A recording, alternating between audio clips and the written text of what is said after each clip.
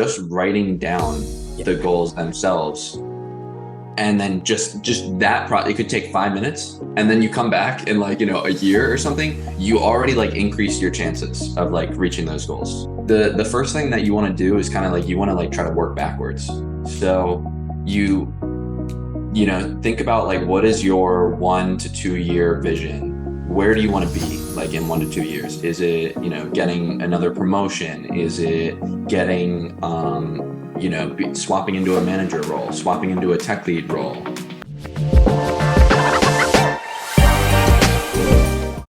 Welcome back, listener, to another exciting episode. In this episode, we will be talking about career growth. And to talk about this, we have invited Jordan. He's a career expert and he is a software engineer as well. So, welcome, Jordan, and kindly introduce yourself. Thanks so much, Josefa. Yeah, I'm Jordan. I'm currently a senior software engineer at Qualified, and I have worked at Gusto in the past, also intern at Twitter, and I also worked at a cryptocurrency startup for about a year and a half. And I'm currently doing LinkedIn content creation. I actually just hit 10,000 newsletter subscribers. I'm super pumped about it. I still got to do my posts for tomorrow. It's got to be special. So I'm going to work on that. And yeah, super happy to be here. Sure, man. And like 10,000 newsletter subscribers is like a big number. Because I'm also running a newsletter and like hitting a 10,000 mark, it requires some consistency and like good writing skills as well. Yeah, definitely, man. But when it happened, I was just like over the moon. I actually just went axe throwing yesterday to celebrate. That is cool, bro. And yeah, like can you tell me, like in detail your journey as a software engineer, like and how you progress in your job? Because we will talk about career growth. So just, you can tell about your journey. So it will also inspire all the listeners, how you plan things. And then you also like, started LinkedIn and newsletter. It's also like a big part of career growth, right? So yeah, kindly share those details as well. Yeah. So I think the main thing that I use to kind of tell my story is that I had back-to-back promotions to be able to get to the senior level in 2 years. And, it can be challenging to get promoted to the senior level. A lot of people want to reach that and they have it, as their sort of ultimate career goal. And so to be able to reach it in 2 years is I try to help people figure out what it is that I did and how they can apply it to their, lives. So it's like it's my number one article right now on my newsletter is like how I got from junior to senior in 2 years. But at the same time, I'm still growing and there's tons of things like, I try to learn. And what I try to do is I try to take my personal experiences and then, bring them into everything that I teach. And it essentially helps, me solidify like what I learned at the same time as helping other people learn from, my mistakes and all that.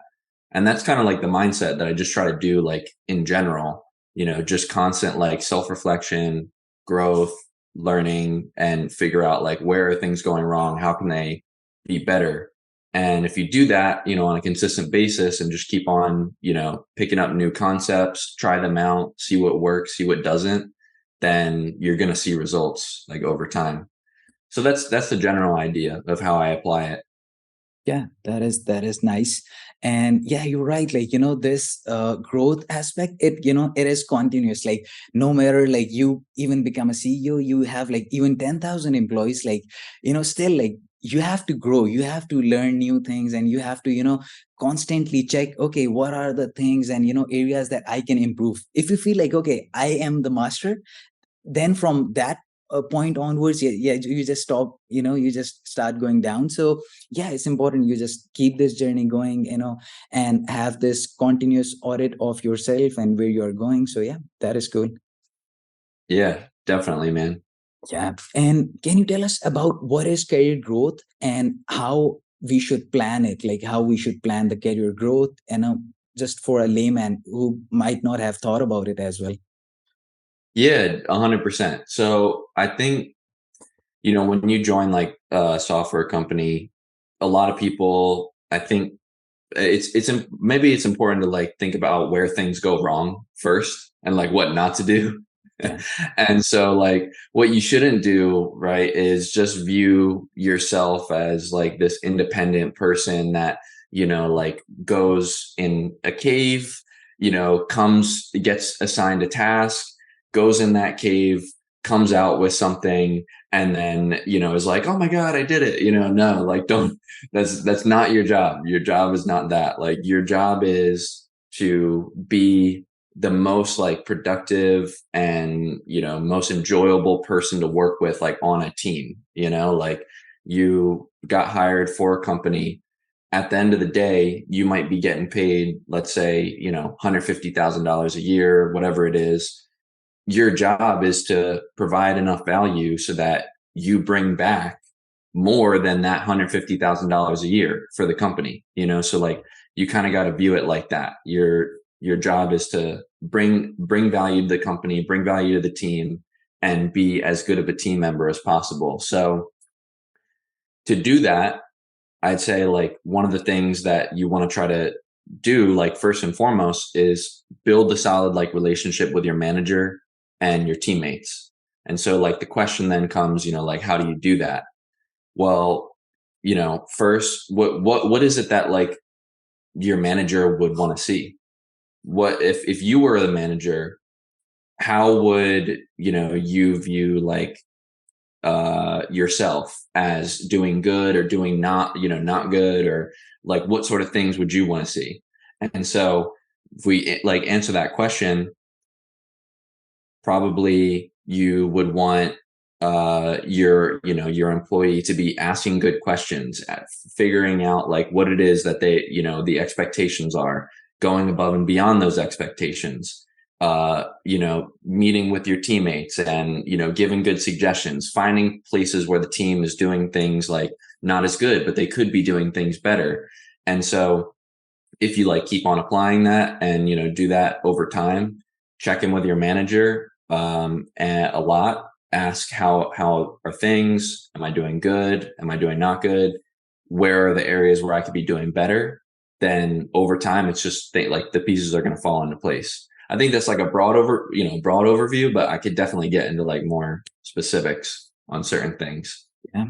Yeah, it's like a very good analogy you said. Just imagine like you are the manager and then you are looking, at someone in your team and what you expect from them. And then think about that in your particular company or organization, and then decide, okay, I need to do this particular step. And the other thing you mentioned about if you are getting paid like 150K, you have to think about it like how I can bring in like maybe like 300K for the company, right? Like at least every employee brings like twice as much value than the company is, then because there's like a lot of things, extra cost as well, then obviously company also has to make some money. So like if you are 100%. paying Yeah. like 100K for instance, and you're bringing in 100K value, so then like in the end The company company's at a loss then. Yeah. Yeah. You're in trouble then. yeah. So Yeah.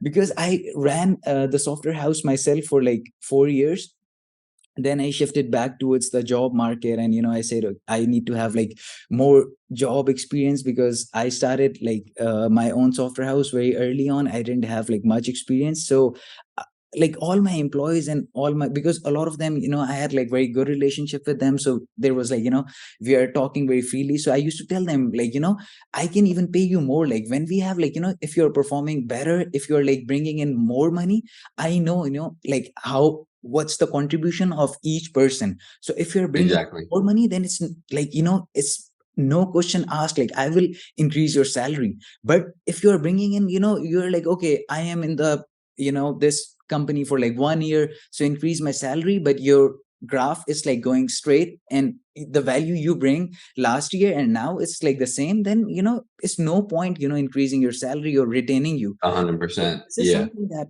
I think employees should start thinking about as well. So it's a great point that you mentioned. Yeah, definitely. Like, I think, and there's a lot of like advice out there that kind of repeats this, but like it's still It's hard. Like I totally understand it. Like because it's hard when you're in the technicals to kind of see the connection and make that connection. Like a lot of the times, yeah, like your job is to figure out how to not write code. Like there's been so many times where um, a PM has like suggested an idea for a project or something like that. And I've asked like, hey, could we, just use our automated email system instead, write up a template and, send it out. And that pretty much solves the same thing like that they're trying to go for. And like, those are the types of skills too, that you want to like try to build up where you can like reduce scope of projects, because that actually is where you could save the company money. Like in a way, let's say that you would have been tasked to do a project that's like a month long, and you figure out a way to now make it 1 week instead. You just save the company 4 weeks of your salary and everyone else that needs to, review your stuff and all that, so it's tough because like that those connections can be like so indirect too, but at the same time like it will get recognized. Like people will notice when you're able to like save time for the company and for the team too. Definitely, definitely. And next up, I want to ask, how a person should, set the goals and, for the career development. What's the, right mindset, or I can say strategy for it? Because without goals, you cannot go anywhere. So if you tell, a few things about that as well. Yeah, 100%, man. Yeah, this is something that I do with my mentees, because like it's so important to have this down. And if you don't, you're going to just have a lot harder time like reaching, what the next level, getting that promotion, etc. Like, and something that I like to say too, to your point of like how important the goals are, even if you don't like follow the like have any sort of process for following the goals, just writing down Yeah. the goals themselves, and then just that it could take 5 minutes, and then you come back in like a year or something, you already like increase your chances of like reaching those goals. Like you don't even need to set any actions or anything like that, but you should. So I'll go into I'll go into how how to do that. So like the first thing that you want to do is kind of like you want to like try to work backwards. So you think about like what is your 1 to 2 year vision? Where do you want to be like in 1 to 2 years? Is it, getting another promotion? Is it getting, swapping into a manager role, swapping into a tech lead role? Is it going to a different company? Is it, like just getting a raise or something like that? What is something that is like you could strive for, but it's still achievable, within the like 1 to 2 year time frame. Once you have that, then you figure out like what are the things that you need to improve on in order to achieve that. And if you don't know that, then a lot of the time you could talk to your manager about that because they should be able to give you those answers. And if they can't, then that's probably like that's a problem that you need to sort of figure out and talk through with them and try to figure out how can you get those answers. And a lot of the time too, like they can also be the career like ladder at the company if your goal is to get promoted. So like if your goal is to get promoted, let's say to senior, and they have this career ladder expectations where it's like at senior you're expected to be mentoring people, you're expecting to be like leading like multiple projects at a time. Well, those are the things that you could write down, and then from there, you should either figure out yourself or talk to your manager or mentor. Like for each of those things, what are some like actionable things that you could start doing within the next month that will start working toward those goals? And if you check in every single month leading up, just see, okay, am I doing the actionable things that works toward those things? Are they making a difference? Do I need to pivot at all? Check with your manager and see, what are they seeing? Are they seeing that you're improving in these areas or not? Then 100% like you're gonna start seeing like improvement right away, right? Because it's like you have a plan and you're actively working toward it, every single step of the way. Yeah. And then you're also getting the feedback as well, so it's also very important that when you get the feedback, if they say okay, you're not doing something right, just take it constructive, rather than saying okay, no, I have done this, and and then it's like a very good strategy, because I usually also do this, like setting up goals. And the way I do it, I have like first I write like long term goals, like 5 year, 10, 15, 20 years long term. Yeah. And then I have like short term goals, which is like usually 5 6 months maximum, or not more than that, sometimes like 1 or 2 months. So for instance, nowadays I decided I will write a book. Like I decided like 2 months ago, like I will write a book like in this like time frame, and like I am very close to finishing that, so I decided I will create my website, I will do this. So these are like the short term goals. And then I had like some other goals as well, like religious goal and like networking goals. So I just divide them in categories. So it's not like I'm doing something very good, and because I'm just too much focused on the work, on the other side, like my networking or my friends, they are also suffering. So I just divide my goals in a way, like I feel like, yeah, it's like a good approach. So but Yeah. I don't like usually follow up on them a lot. So but yours, that you have mentioned, just checking with your manager every month, it's like I would say like a very good approach.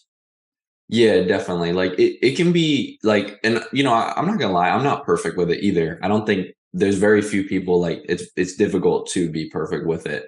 Some day, some weeks you'll just be so stressed, you'll have so much going on, it'll be difficult to, actually do that reflection. I know that if I did, it would 100% be like a lot better. But at the same time, you got to like listen to your mind, listen, to what your body's telling you, just chill, take a breather, all that. I think if you have one strategy that was helpful for me, like at Gusto, was with my manager. We had like every 6 week meeting where we would essentially do this discussion where we reflected on, okay, let's take a look at what were the action items last time. Did you actually do them? Where have they led to an improvement or not? And how do I see your growth now? Like, are you ready for the next level? Are you close? Where are the new areas that we're seeing? And having that meeting scheduled during work hours is a lot easier, I think, because you know that you have them. Rather than like if it's like you schedule it in like a Friday afternoon or something, and you just want to go have a happy hour or watch some Netflix or something. Right. And so in your opinion, what is the main difference between job progression versus career growth? Mm. Yeah, that's a good question. I mean, my mind instantly goes to like job progression can be like some of those like uh archetypes where they'll like swap jobs or something like that, and like just get leveled up, just or pay raises along the way just from like job hopping, but at the same time like they're not actually learning. Because if you're only at a company for like 1 year, it's hard to like learn, I think, like everything that you can from that experience. I mean, of course, like if it's a toxic environment, like leave all that and don't stay. At the same time, I don't like discount like job hopping, like or anything like that. Like I think it's a very good strategy, especially if you are like taking away really good experiences from each, and you can learn like a ton just from like being at a company for 1 year. The main like downside that I see to it is that you would have spent like a year building up a bunch of connections and like social capital within the company, because people now see your work, they trust you. They trust you to take on larger projects, they start giving you these opportunities, but then you end up like switching, and then maybe at that point you wouldn't have been at the company to take on like a large enough project to learn something like drastically new or something like that. Whereas with career progression, I think I view it less about the job title, but more about how much are you learning. Because you could be, let's say, at a company where maybe like everyone above you, like everyone around you is a couple levels above you or something like that. And because of that, you like, and they're very knowledgeable, but because of that, you kind of like get compared and it's hard to get to that next level. But because people are so knowledgeable, you learn so much from them. And like when you do swap maybe to another place where it's a different environment, you're going to be able to bring like so much knowledge to that, like from all the stuff you learned. Yeah. Yeah, definitely.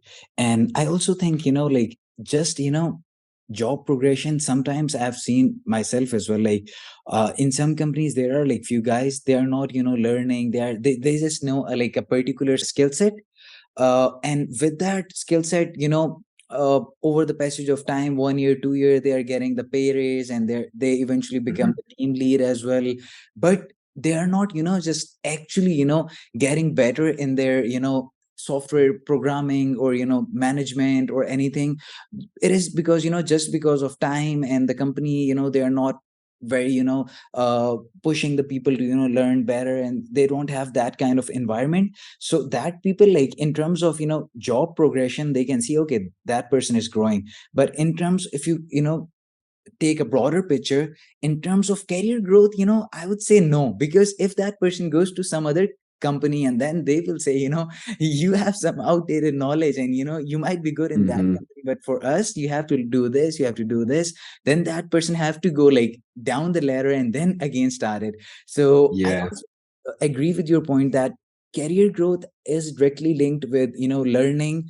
And not only learning about just programming, like in our case, you can learn about, how to communicate better, how to, make people understand your point of view, how to present better. And like there are like a lot of things as well, like other than just coding, how to be better with people. So you have to, like, just take in account all of these things, along with your, obviously, don't miss out the main part, like don't, the software programming part. So you also have to learn new stuff there as well, and then you can say, okay, my graph, it's like, yeah, going up. So yeah. Yeah. Yeah, I definitely agree, man.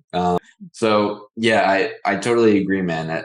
At the same time though, like I sometimes wish that, I was in a career where you could just kind of like work, like 9 to 5 at your job and then just go back and like, do your life stuff.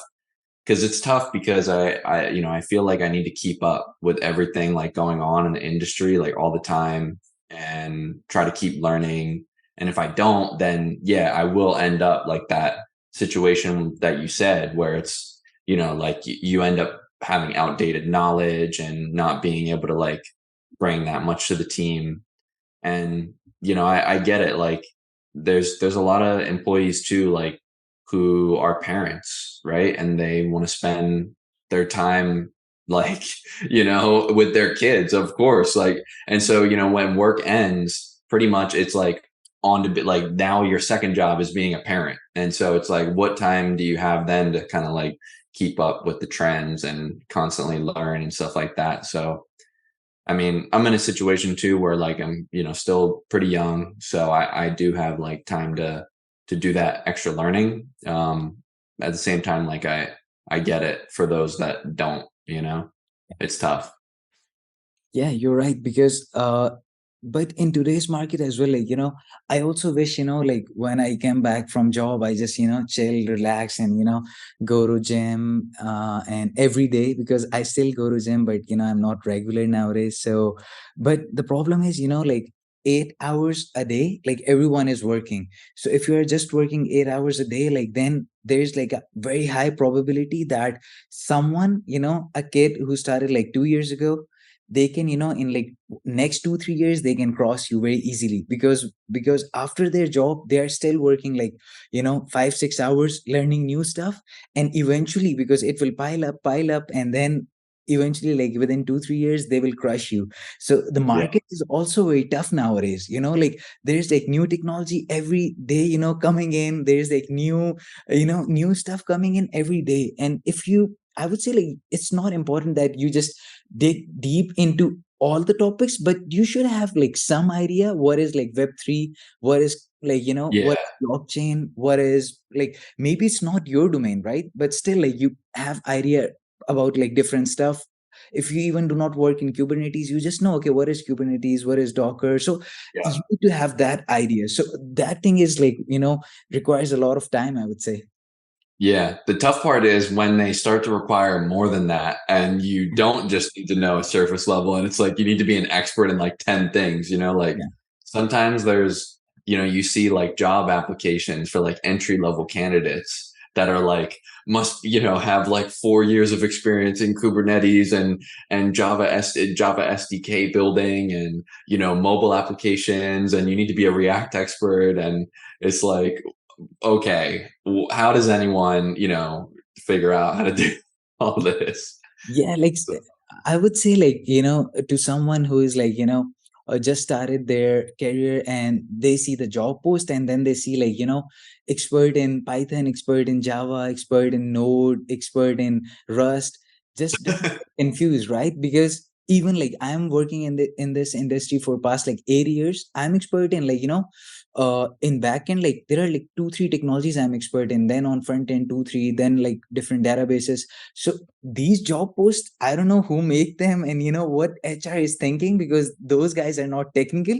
So they just copy paste the whole, industry, what is like, everything, and then they just put it, right? So it's not possible. And one funny thing, happened with me, like back in like 2016 or 2015. At that time, I was very new, and I was working in Angular and Node at that time. So I saw a job post, and I think React and Angular, they are launched in like 2014 or 2012, like something like that. So it was at that time quite new. So I saw a job post, and they're saying, you need to have like 8 or 9 years of experience. So because at that time I was doing interview, I also know like at what time which technology was launched. I was like, this technology launched like 3 years ago. That Yeah, person, exactly. you need It to makes have like no 8 years sense. of experience. So I was like, I was, laughing so hard. I just take a picture, I just send it to my friend. So these things can happen. So, don't worry about it. Just even in job post as well, if you feel, yeah, you know about a particular technology,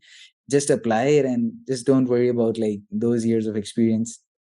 Yeah, yeah, definitely, man. And that is definitely true for job posts. I've seen similar stuff like, yeah, job postings requiring years of experience for longer than the technology has even been around. It makes no sense. So it just goes to show, like, yeah, you should definitely apply.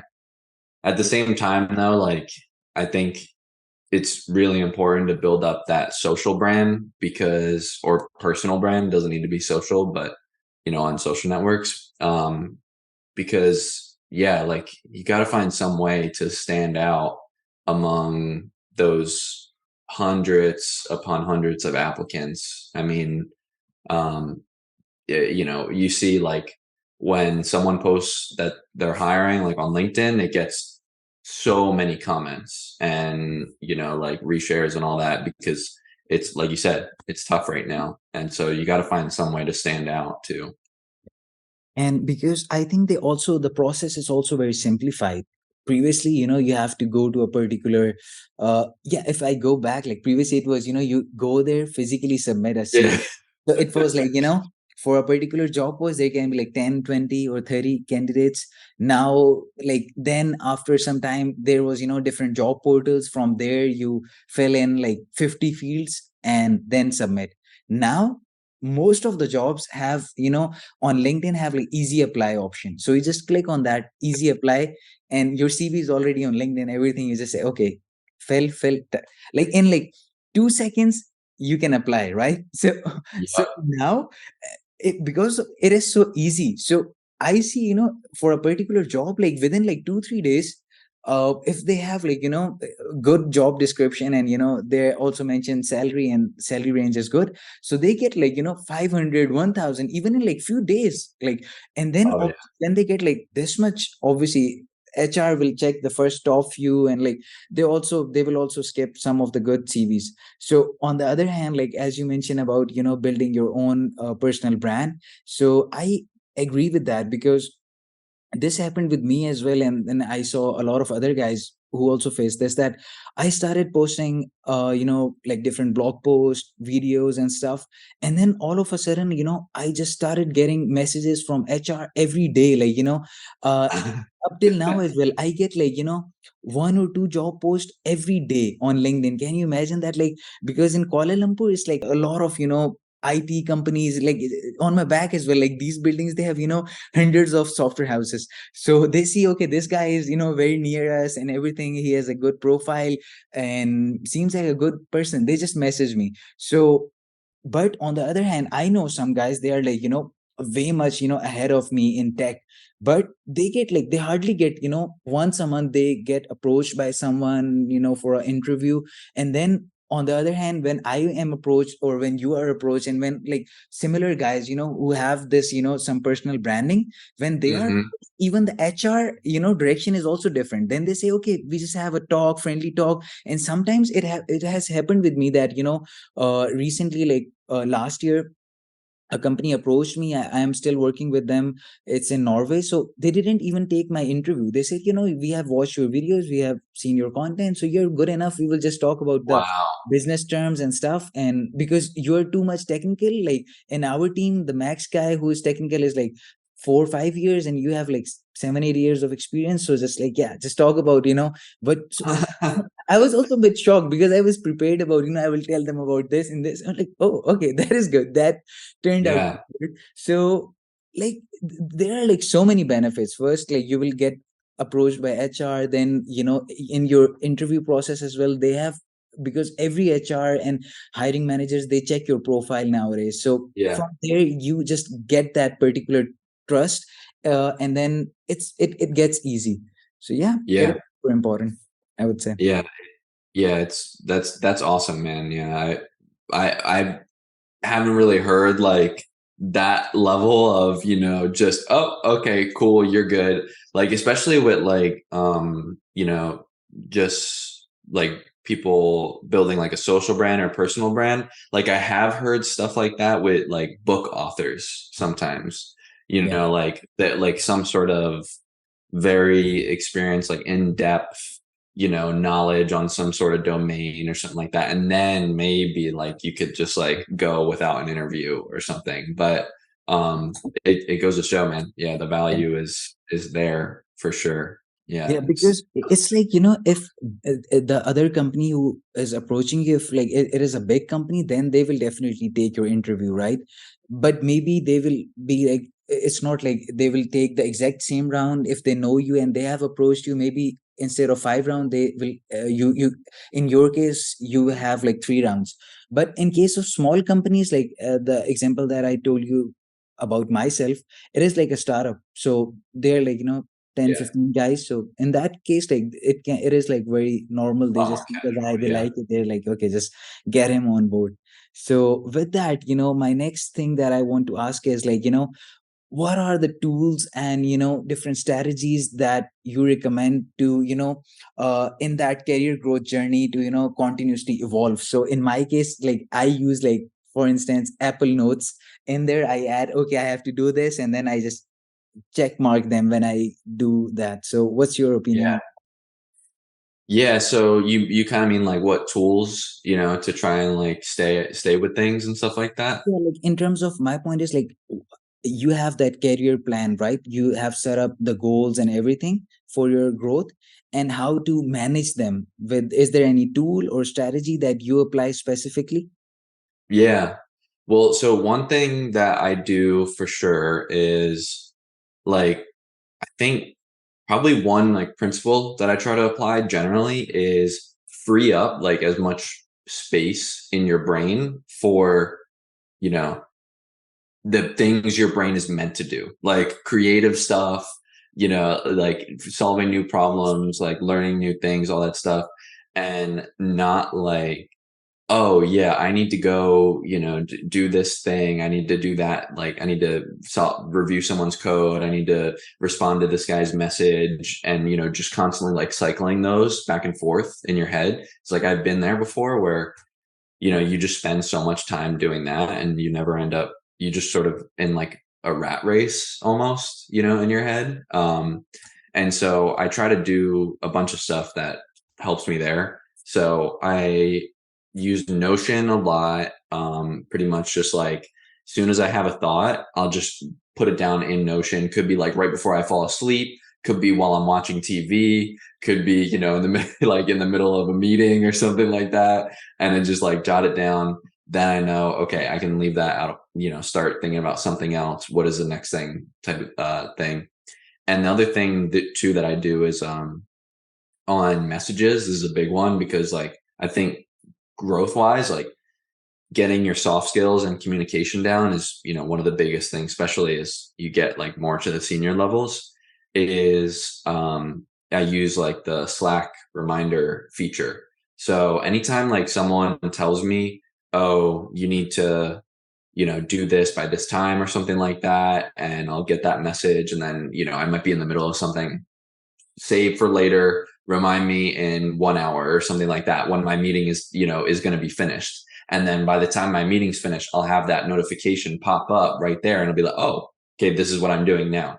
Or someone will tell me that they're going to get something to me by the end of the week. I'll set a reminder for that the coming Monday. And then if I didn't receive a notification from them by then I'll ping them and be like, hey, how's that thing going, or something like that. So like having a bunch of systems in place, it doesn't need to be those exact things, but whatever works for you to just, allow your brain to think of the just rote like task type stuff, and can just like find new things and be creative, has been super helpful for me. Even as someone who's like not, I feel like I don't really consider myself like traditionally like creative. Yeah. I think it's more about, being organized than being creative. If you are very creative, but Yeah. not organized and hardworking, then, there isn't much you can do with that creativity part. So, Yeah. yeah, with that, there's another thing that I wanted to ask, that what is the role of mentor and career coach in this whole career development and growth? Mm-hmm. Yeah. So I think like for me, when I like coach someone, I want to try to be as specifically like tuned to them as possible. So every mentee, every person is going to approach things differently, right? Like they have different ways that will be most helpful to them. Some people, they like coming to the meeting and just telling me everything that happened, that week. And then I just sort of like synthesize all that, and I try to identify like what it is that, they're looking to get out of it, and what sort of things they're looking to improve, what things I notice, comment on that, and we have a conversation. Some people, they, might want to come and just chat and just like, and not really like, talk about work stuff that much, but more just, catch up a little bit, and I can provide, some insights here and there. Some people, they might just want to rant. They might want to like just be there to like be like, my coworker did this, my coworker did that, and that's okay too. Like, and some people might want to do all of them. One meeting might want to be one, another is another. So I like to just kind of think of myself as like super adaptable. And when I notice that there's maybe a pattern that could be like problematic, then I'll step in and be like, hey, I think we should talk about this. Let's, sort this out. And aside from that, just basically try to make sure that they're thinking about their goals, they're working toward them. We set up a plan, and we'll have like monthly check-ins, to just make sure that they're work in progress toward them and doing the right things, especially like going back to the very beginning, like with their manager and their coworkers for sure. That's one of the things like I try to check in on the most, is what are their interactions like with their manager and their coworkers. Do they think like if they were going to get a performance review like today, what would their coworkers like say about them? Almost like the thing where it's like if you were to die like tomorrow, what would people like say about you or like write on your gravestone? Like kind of like that. I never mentioned that part, but more so just having fun in our conversation. So it's something to think about, and make sure that you're in the right vibe with your manager and coworkers, like pretty much at all times. Yeah, you're right. And I also believe, like for someone, who does not have a mentor or a career coach, it is very important that you should find one. And like, if you do not know anyone, just go on LinkedIn and, just search for a person. And I would say it would be very great if you look for a person that, lives in the same vicinity where you live in. Then the cultural difference and these things, there's not much difference. For instance, you say, okay, Jordan is my mentor or career coach, and you live in, for instance, India, right? The pay scale and how the things work there is very different, right? So I've worked Yeah. with guys in UK, US, and Pakistan, India, like Dubai. So it's like totally different in every country, right? So it's better just find a person. If you are in, for instance, UK, find a good person in, Hmm.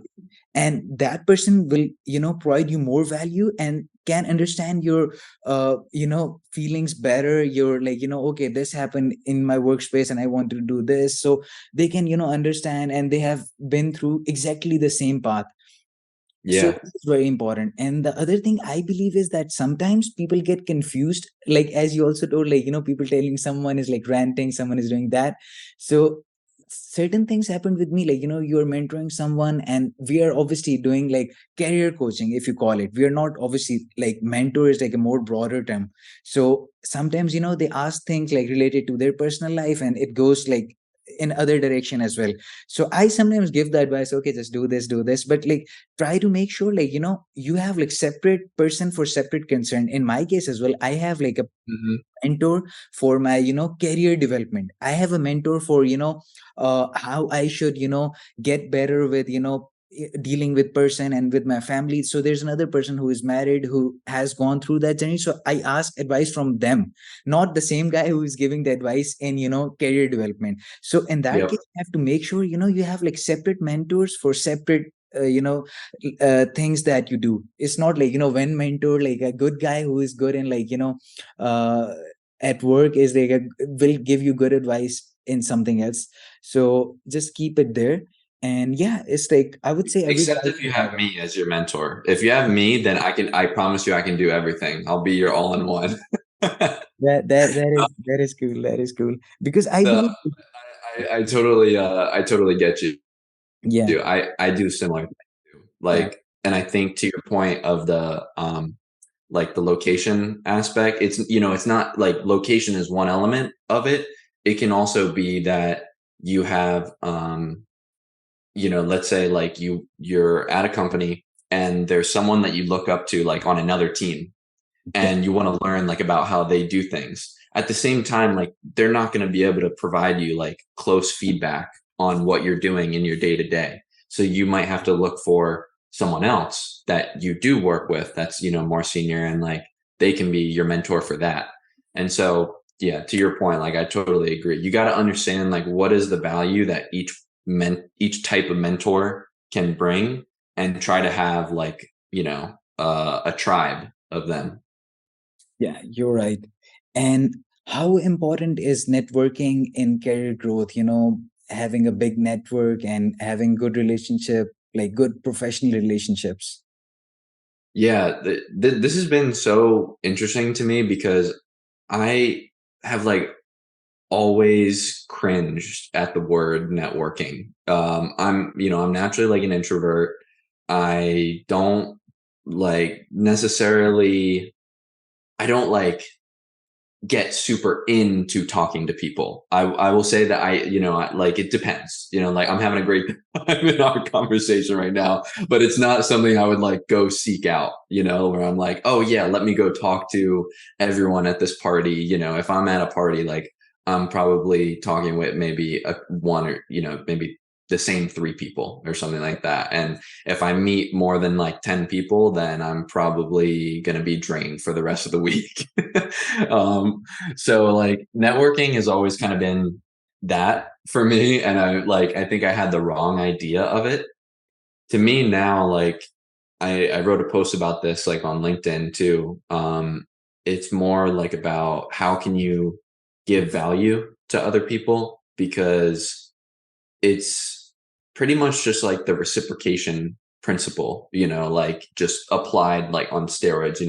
The more value that you can give to people, the more that they're going to want to give back. And this podcast, a great example of it, right? Like, you're able to bring someone on, and it is going to give me, a broader reach and help me, hopefully, help me find maybe like more newsletter subscribers. And, I am on here, and, maybe it could bring some of my subscribers, because I'm Yeah. probably going to post about it, on my newsletter and LinkedIn. And, I think like it's not something that is super like top of mind when we're scheduling this, but at the same time, like it's an element where if I was just giving you 2 hours of my time, and you're, just like, we're having a private session, Yeah. and, you're just like asking me everything about my life, and then that's the end of it, then why did I do that, type of thing. So you like when you do the networking, you really got to ask yourself, like, what is it that I'm trying to give to this other person? It could be compliments. It could be making them feel better about themselves. A lot of the time that might be what it is when you're kind of early and you don't have that much to give, um, or it could be like if someone really cares about you kind of got to figure out what does it the person care about, Yeah. and how can I try and help them toward that. So for me, like anytime you can like my post, comment my post, share my newsletter stuff, like I'm trying to grow that right now. Yeah. And if I see someone like constantly like reposting, I've seen people too, like they do these posts where they kind of like take my content and they try to summarize it a little bit in their post and then tag me and then bring it, to their audience. And some people, they would think like, oh man, like that guy's just like ripping you off or whatever. No, the more, the more someone shares me, the better. Like I'm totally cool with that. And I remember those people. So yeah, just try to find ways that you can help other people like achieve their goals, and the networking will just fall into place. Yeah, you're right. And in my previous podcast, I talked to Daniel. So that guy gives a very good aspect to that networking as well, because uh, basically what he does is he finds, jobs for, people who after graduation, because he particularly works with immigrants who come to US and study there, and then they have to go back. So then if they get a job in big company, they get the visa and they don't have to go back. So it is very like a niche market. So I in the podcast I asked him, like how those guys actually get a job, and what is like the main key factor that you do, right? So he said, like, I train all the guys who are like working with me to build like relationship on LinkedIn with different guys in the other company. Like for instance, you want a job in Google, so start connecting with different software engineers in Google, and don't connect with all the HR guys. He said, just everybody, we just connect with HR. Like I also used to do that, connect with some Hmm. HR, and then he said just connect with the same people, like that same post that you want to apply on. So for instance, you are a solution architect, connect with solution architects in Google, or a software engineer, connect with software engineer. From there, when you build a connection, and try to connect with people also, for instance, like who are from Malaysia, I just connect with them. So then they're like, oh, you are also from Malaysia, we just, we can Exactly. talk about that. Oh, you have gone to that particular club or that place, and then our conversation start. And from there, he said that person will recommend the HR. Okay, I have a friend, and he seems to have a good knowledge, and he seems to be a good person as well. So interview that guy. So he said, all the hassle of just landing the interview at these big tech giants, Facebook, Google, and like all these companies, it's very hard to land the interview and work with them. So Yeah. he said with this networking technique, I have seen like, a lot of guys, getting the interview. And once you get the interview, obviously the next step, like it's on you, like not on the career coach or the guy who is giving, providing you the opportunity. So I like really like that aspect because I haven't thought about that. And then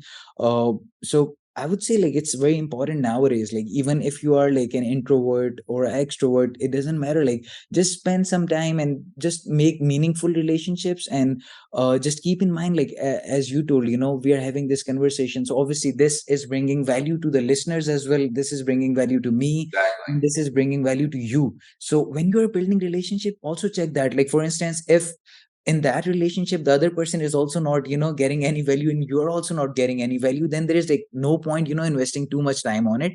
So it can Yep. be one way as well. Like for instance, you are mentoring someone and you're helping someone, so in that case that person is getting value, so that is also good. But just keep in mind, there should be some value proposition. Yeah, it's got to be roughly balanced. I mean, and you said a funny word there, like maybe funny is the wrong word, but you said a word that I was like thinking in my head, and it's friend.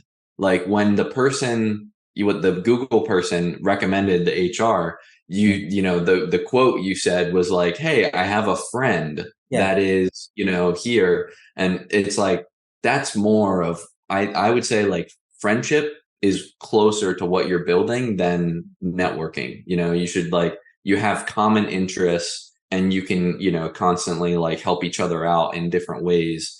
And that's all you're doing, like um yeah, the like you wouldn't have a friend where like let's say all they do is just call you up and ask for advice, and that's it, right? Like you typically have some sort of exchange in some way where maybe you're friends with this person because you really like spending time with them, and you take an hour out of your day to go bowling or something like that, and maybe a portion of that is them like asking for some advice and something you're interested in or something like that, but it's not like 100% 0% type thing. So you gotta find a way to build up that. Doesn't have to be like friendship, like you're going out and partying or something like that, but some sort of friendliness, you could say. yeah, you're right. You're right. I definitely agree with that. So with that, my next question is like, the tech landscape is, constantly evolving, and there's like new things coming in every day. So how a person can, stay up to date and with the good knowledge, because it is very essential for growth. Yeah, it's oh, I have a very long list of newsletters that I could share, but I would say, yeah, newsletters are one of the big ways for me. It's probably the best thing that I could recommend, just because it's like the newsletter people, as someone who's doing it myself, what we do, right, is we typically follow a lot of stuff out there. And then we try to condense everything that we can into like what is the most important stuff.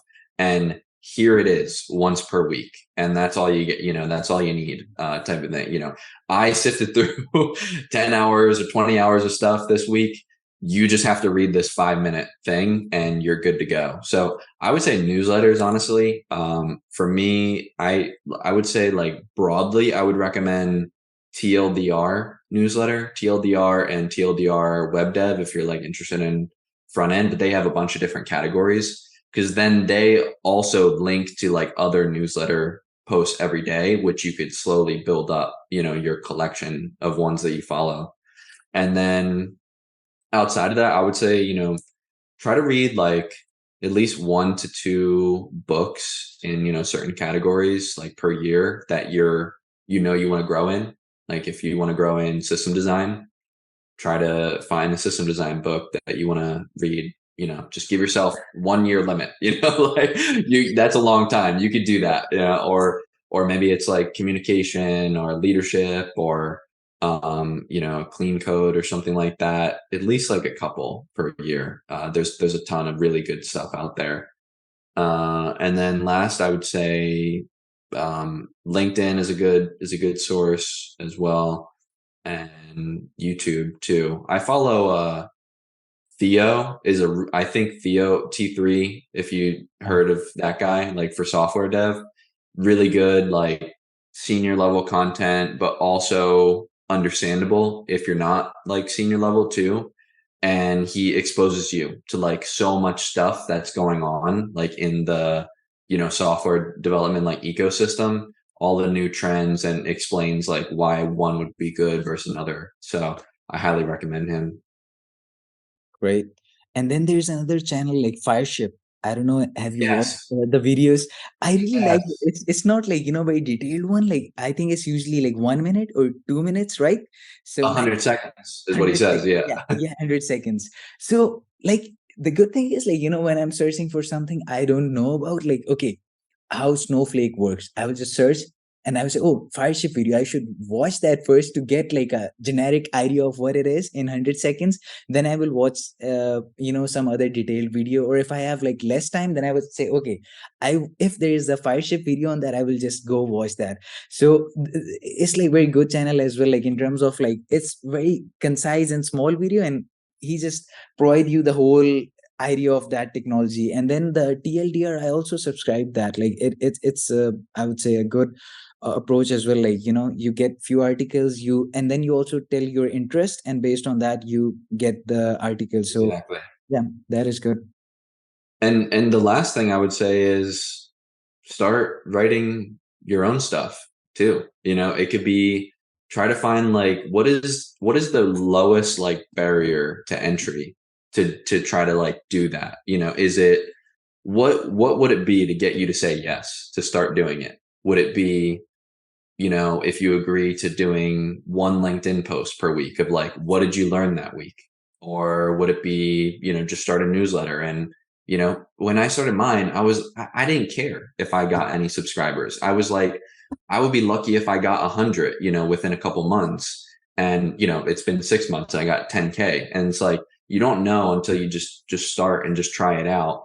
Plus, like if you start writing about the stuff that you learn, you're going to learn it and like solidify that knowledge so much more. So, you might as well just start. And, it leads to opportunities like this, like being able to speak, on your podcast, and, Yeah. us getting to know each other, and, Yeah. and all these other like connections that I feel like I made over the last 6 months. It's been amazing. Yeah, you're right. Because once you're writing, then at that time, there is another aspect as well. Like, oh, I remember once I was writing a blog post and creating a video regarding how to upload large file on S3 media bucket, right? So to create that particular, blog post, I searched for like, like 6 or 7 days. I already knew like one solution that I will create the blog post on. But before posting it, I was like, no shit, like maybe there is, some other more optimized way of doing it. And I post my blog post and someone is like, have you checked this method? I was like, okay, let me check other as well. So once you're posting something, then at that time you're also doing more search on that particular topic Yeah. or thing. So that, just you get more knowledge on that particular topic, and then you write it, and then that thing, just is in your brain for like years. Maybe if you do something and then you don't write it, in my case, whatever I do now, I either write in my notes, personal notes, and then if I have time, I will write a blog on it. If I don't do like any of these activities, then like after 1 year, I just, I don't know much about it. I know like few things, but like, yeah, that knowledge is already gone. So yeah, Yeah. that is also good in that sense. Yeah. And I mean, I don't know about you, but like if I'm like trying to remember something and I like think back to, okay, how can I like remember this thing? How does it work or whatever? There's two things that I always like try to like think about. It's one, like, oh, I remember like I did this project, that it involved like this technology, and this is what the code looked like, and this is how I organized it. This is what was bad about it. This was good about it. Or it's something that I wrote, and it could be LinkedIn posts, a blog post, or somewhere in my notes or something like that. I'm like, what did I write in my notes? And good thing is like when you write it and it's online, like you could just always search it, so like you can always go back and you have like whatever it was. Let's say it took you, the 6 days, right, to basically condense down that knowledge, and in a concise blog post that teaches you so much, and you have that like ready to go, ready to refer to like whenever you want, which is so awesome. And at the same time too, like every single thing that you post online, it like people love telling you that you're wrong too. So like, embrace that. Like embrace the fact that like people will tell you that you're wrong and that there's a better way of doing it. And you probably wouldn't have known that if, you just kept it to yourself and, hope that you were doing it the right way. So it's just like a win-win, like all around, man. It's been awesome. Yeah. So in the end, like, what is like one piece of advice you will give to a guy who just, started thinking about career growth? So what is the final piece of advice from your side? Yeah, yeah. Oh man, there's so much. I would say to focus on the relationships more than the code, because code will come with the relationships, and plus so many other benefits from the relationships. Imagine like think about if you had the choice between like being like a code master and like nobody liked you versus, like you didn't have like code skills but like everyone just like loved you, loved working with you, all that stuff. Like you're going to be able to build up those code skills if people like you, but it's much harder to get people to go from not liking you at all to like being in love with you. So I think like, focus on relationships that will 100% like lead you to better paths, connections, being able to grow more, learning from each other, more promotions, raises, all that, like that will come from Def- the connection aspect. Definitely. Yeah, you are totally right. I also agree with that. Like relationships and this is like more important than just learning. You have to have a balance, like you just learn as well, but like also prioritize this aspect as well. And that brings us to end of another exciting episode. And thank you so much, Jordan, for taking out the time and sharing those insightful things and strategies regarding career growth and stuff, because not a lot of people are talking about this. So yeah, it was nice talking to you on this particular topic. Thanks, man. It's been really an awesome time, and I love chatting with you. Yeah, happy to come on again anytime. And this was super awesome. Yeah, this was nice. And for everyone who is watching, just keep watching and keep learning, and just go to LinkedIn and just do networking. And until next time, have a nice day. Bye bye. See ya.